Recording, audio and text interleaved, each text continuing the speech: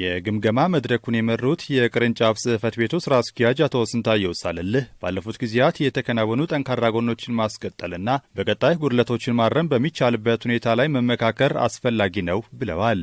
ለቀጣይ ዓመት የምንወስደው ለሰኔ የምንወስደው ግብዓት አድርገን የምንጠቀመው ተግባሮቻችን የትኞቹ ናቸው? ለቀጣይ ዓመት ደግሞ ማረም ያለብን መድገም የሌለብን ክፍተቶቻችን ደግሞ የትኞቹ ናቸው የሚሉትን ነገሮች ከውስጡ ነቅሶ አውጥቶ የቤት ስራ አድርጎ መውሰድ ከአንድ የአፈጻጸም ግምገማ ለየት የሚል ተግባር ቢኖር እሱ ነው። ተቋማዊ የመፈጸም አቅምን በተገቢ በማወቅ የተቋሙ የመፍትሄና የጥንካሬ አካል መሆን የሚችል ፈጻሚ ሊኖር እንደሚገባም አሳስበዋል። ተቋማችንን በተገቢው ማወቅ መረዳት መቻል አለብን ማለት ነው። ተቋሙን በተገቢው አውቆ የተረዳ ፈጻሚ የተቋሙ የመፍትሄ አካል ይሆናል ሁሉ ጊዜ። በ2018 ዓመተ ምህረት በተካሄደው 7ኛው ጠቅላላ ምርጫ ተቋሙ ላበረከተው የላቀ አበርክተው እውቅና እንድትሰጠው አቶ ስንታየው ገልጸዋል። ተቋሙ ከሌሎች ባለድርሻ ተቋማት ጋር ያለው መልካም የስራ ግንኙነት ለውጤቱ መመዝገብ አስተዋጽኦ ማበርከቱንም ተናግረዋል። ሌላው በጥንካሬ ሊወሰድ የሚችለው ከተለያዩ ባለድርሻ አካላት ጋር እጅ ለእጅ ተያይዞ ለመስራት እየተደረገ ያለው ጥረት ነው።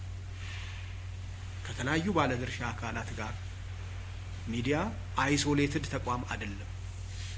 የህዝብ ተቋም እንደመሆኑ መጠን የህዝብ ሚዲያ እንደመሆኑ መጠን ባለድርሻ አካላትን ያሳተፈ ከባለድርሻ አካላት ጋር የተሻለ ቅርርብ ኖሮት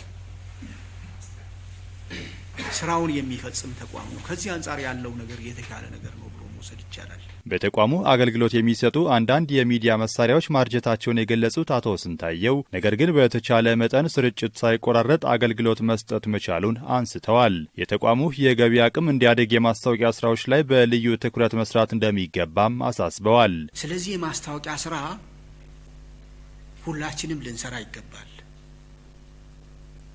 አንዳንዴ የተወሰነ ሰው የሚንቀሳቀስበት ሂደት አለ።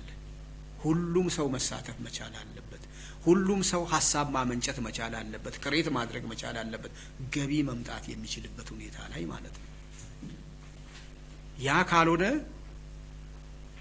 ገቢዎቻችን በተገቢው የሚያድጉ አይሆኑም። ለምንፈልጋቸው የካፒታል ጉዳዮቻችን ማሟያ ሊሆን የሚችል ገንዘብ ልናመጣ አንችልም ማለት ነው። በመድረኩ የተሳተፉ ሰራተኞች በሰጡት አስተያየት በ2018 በጀት ዓመት የተከናወኑ ተግባራት ከጊዜ ወደ ጊዜ ተቋሙ እያደገ መምጣቱን የሚያመላክቱ ናቸው ብለዋል። ተቋሙ በርካታ ተግባራትን ከውኗል። በተለይ ደግሞ የማህበረሰቡን ማህበራዊ፣ ፖለቲካዊና ኢኮኖሚያዊ ጠቀሜታዎችን በሚያረጋግጥ መልኩ የከወናቸው ተግባራት ይበል የሚያሰኙ ናቸው። ወደ ማህበረሰቡም ቀርቦ የማህበረሰቡን ችግር ነቅፎ ከማውጣት አንጻር እንዲሁም ደግሞ ለቀጣይ መስተካከል ያሉባቸውን ጉዳዮች ከማሳየት አንጻር በርካታ ተግባራትን ከውኗል። ይህ እንግዲህ በተቋሙ የተቀናጀ አሰራር ነው። ሰራተኛው ከኃላፊዎች ጋር በመናበቡ የመጣ ለውጥ ነው። በዚህ ወቅት ብዙ ሰዎች ያው ከታች ጀምሮ እስከ ላይ ድረስ የየራሳቸውን አስተዋጽኦ አበርክተዋል። ለምሳሌ ሚዲያ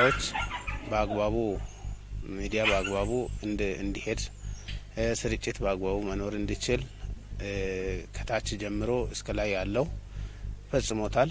የተሻለ ውጤት ሊመዘገብ የተቻለው ያው ሰራተኛ ባለን ውስን አቅም እርስ በርስ ከላይ እስከታች በመጠያየቅና በመረዳዳት ያለውን ውስን በጀት ለታለመለት አላማ ብቻ በማዋል የተሻለ ውጤት ሊመጣ ችሏል። የበጀት ዓመቱ የሰራተኞች የመፈጸም አቅም የታየበት መሆኑን ገልጸው ተቋሙ ያጋጠማቸውን ችግሮች ለመቅረፍ የተወሰዱ የመፍትሄ እርምጃዎች የሚመሰገኑ ናቸው ሲሉም ተናግረዋል። በተለይ ደግሞ የነዳጅ ወጪን ከመቀነስ አንጻር በሶላር የሚሰራ ጄኔሬተር መግዛቱ የተቋሙን ስራዎች ለማሳለጥ ትልቅ ፋይዳ ያለው ተግባር ነው።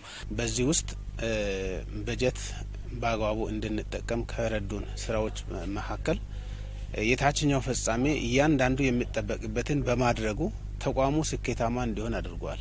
በቀጣዩ ዝቅተኛ አፈጻጸም የታየባቸው ዘርፎች ላይ ልዩ ትኩረት በመስጠት ችግሮችንም በመለየት መስራት እንደሚገባም ነው የተናገሩት። የተነሱ ሀሳቦች ላይ የተቋሙ የየስራ ክፍል ኃላፊዎች ምላሽና ማብራሪያም ሰጥተዋል። በግምገማ መድረኩ የ2019 በጀት ዓመት የተቋሙ የስራ እቅድ ቀርቦ ውይይትም ተደርጎበታል።